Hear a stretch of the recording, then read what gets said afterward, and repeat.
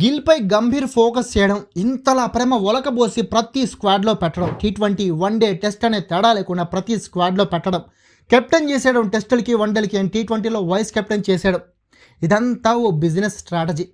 ఒకప్పుడు కపిల్ దేవ్, సునీల్ గవాస్కర్, ఆ తర్వాత సచిన్ టెండూల్కర్, గంగూలీ, నెక్స్ట్ ధోని, యువరాజ్, చివరిగా కోహ్లీ, రోహిత్.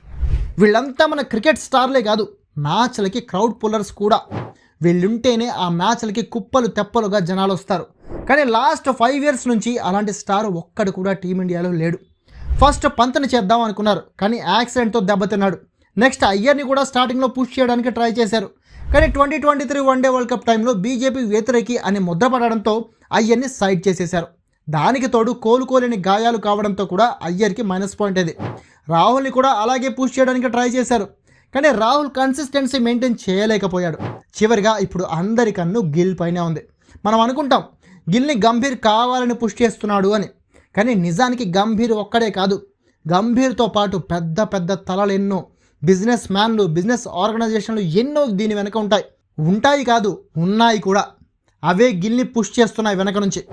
మినిమం పొటెన్షియల్ ఉన్న ప్లేయర్ కాబట్టి ఎలాగైనా సాధ్యమైనంత పిఆర్ స్టంట్స్ అయినా యూజ్ చేసి గిల్ని టీమిండియా ఫ్యూచర్గా జనాల్లోకి ప్రమోట్ చేస్తే అతని జనాలు స్టార్గా రికగ్నైజ్ చేస్తారు.